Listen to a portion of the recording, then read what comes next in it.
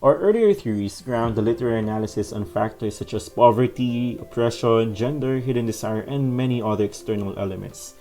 Theories such as Marxism, psychoanalytic theory, and gender studies point out that for us to fully make sense of a text, we have to factor in external context in the analysis. Pero itong si formalism, wala siyang pake. Wala siyang pake sa kahit isa man lang sa mga factors na ito. You may think that this theory is arrogant, but no, formalism is just more linguistic. Formalism is an approach that argues that any literary text is autonomous. Beyond the external influences of the text, it says that a text is enough to create its own meaning, and analysis must not rely on knowing the context that surrounds the text.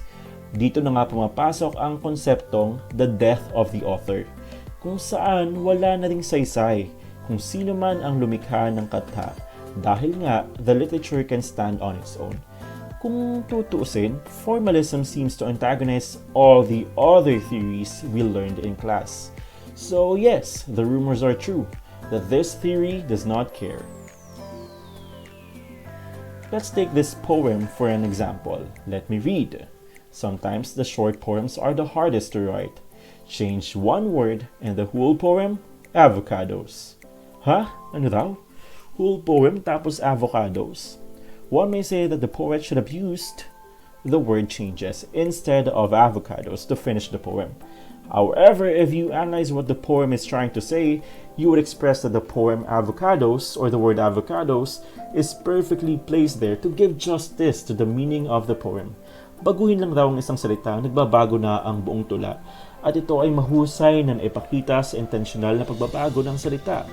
As you can see, we were able to make sense of the poem even if we did not research about when and where it was created. We also did not talk about the social issues that may surround it. More so, hindi rin natin inalam kung sino nga ba si Atticus. But we have proven the claim of formalism that a text can be understood and appreciated on its own. Well, if formalism tells us not to be bothered by any external influences as other literary theories do, what must we focus on? A text is autonomous and must be treated like a being with a body. In this case, instead of focusing on the outside factors, we must dissect and explore the anatomy of the text, because a literature that is autonomous has its own anatomy, and therefore, the approach must be scientific. This time, we must deal with the raw material of literature, and that is language. Let's recap some rules in grammar. A singular subject takes a singular verb. In the line, "My mama don't like you and she likes everyone," from the song of Justin Bieber, the subject-verb agreement seems to be violated. But it's okay, and there is nothing wrong, and formalism can justify this. In literature, we have this thing we call poetic license that says that a poet or a writer can commit a grammatical mistake as long as it serves a purpose. We know that the lyric should have been "My mama doesn't like" if we put the rules of grammar on a pedestal. But if we do this, the line would sound off and would not match the speed of the song. It would sound something like this.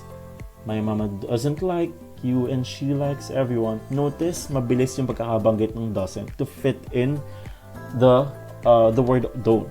The word doesn't will not complement the slow and mellow tempo of the song. Aside from assessing the grammar, there are other areas you may check in applying formalism, and these are the literary devices and the figures of speech such as simile and metaphor. You may also pay attention to the symbols and imagery used. While the life of the author does not matter, in formalism, it pays to know the style of the author in writing. In many cases, you also have to observe the form of the text and the deviation committed. In a nutshell, what you are trying to analyze is the quality and presentation of the language used, both its visual and auditory forms. In our next video, we'll apply formalism in unearthing the beauty of a text.